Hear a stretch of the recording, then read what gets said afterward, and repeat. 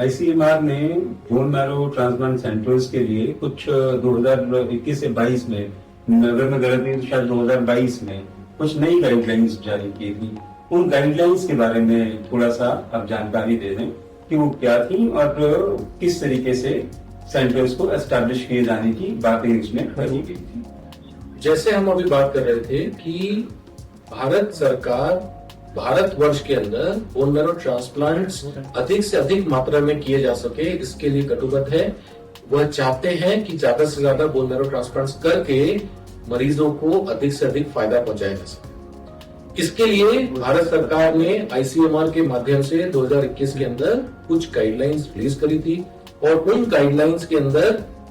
यह बताने की कोशिश की गई कि यदि बोन मैरो ट्रांसप्लांट सेंटर्स किसी एक अस्पताल में हमने स्टार्ट करने हैं तो उन बोन मैरो ट्रांसप्लांट सेंटर्स को एस्टैब्लिश करने के लिए मिनिमम क्राइटेरिया क्या होने चाहिए।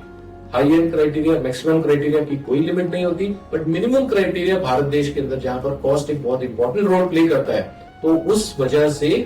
लो कॉस्ट मॉडल पर बोन मैरो ट्रांसप्लांट सेंटर्स को किस तरह से एस्टैब्लिश किया जाए ताकि मरीजों को कम से कम दिक्कतें हों और ज्यादा से ज्यादा फायदा कम दाम में पहुंचाया जा सके। उसके चलते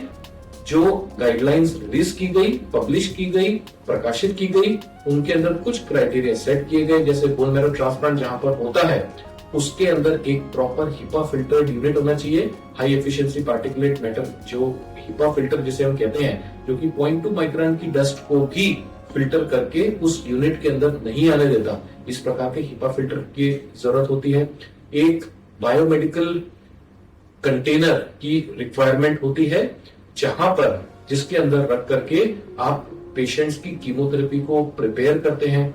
जो भी पेशेंट्स जिस भी बोन मैरो ट्रांसप्लांट यूनिट के रूम्स के अंदर रहते हैं उन रूम के अंदर एंटी रूम्स होने चाहिए। एंटी रूम्स का मतलब होता है डबल डोर वाले एंट्री रूम्स, ताकि पेशेंट जिस रूम के अंदर है वहां पर हम लोग एक पॉजिटिव प्रेशर क्रिएट कर सके जो कि ग्रेडेड होगा एंड सब पेशेंट जिस रूम में उसमें प्रेशर सबसे ज्यादा होगा, उससे कम प्रेशर एंटी रूम के अंदर होगा और उससे कम प्रेशर जो कॉमन एरिया है बोन मैरो ट्रांसप्लांट यूनिट का वहां पर होगा। इसी प्रकार से जहां पर भी बोन मैरो ट्रांसप्लांट यूनिट की एंट्री होगी उस जगह पर भी डबल डोर एंट्री होगी और वहां पर एक चेंजिंग रूम होगा, वहां पर एक हैंड वॉशिंग एरिया होगा। इस प्रकार की पॉलिसीज फॉलो करने से यह साबित हुआ कि इन्फेक्शन जो कि बोन मैरो ट्रांसप्लांट के दौरान में पेशेंट के लिए सबसे खतरनाक समस्या हो सकती है, उसकी दर को कम से कम किया जा सकता है। इन गाइडलाइंस के वजह से मैं समझता हूं पिछले 3 या 4 सालों के अंदर कम से कम 30 या 40 बोन मैरो ट्रांसप्लांट यूनिट्स नए खुले हैं जहां पर इन गाइडलाइंस को फॉलो करते हुए, क्राइटेरिया सेट करते हुए आज बोन मैरो ट्रांसप्लांट किया जा सकता है। बोन मैरो ट्रांसप्लांट सेंटर्स को एस्टेब्लिश करने में, नए सेंटर्स को खोलने में क्या सरकार की तरफ से भी कोई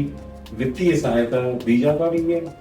सेंटर्स को लेकर के? बोन मैरो ट्रांसप्लांट सेंटर्स सरकार की तरफ से सरकारी अस्पतालों में खोलने के लिए कोशिश की जा रही है।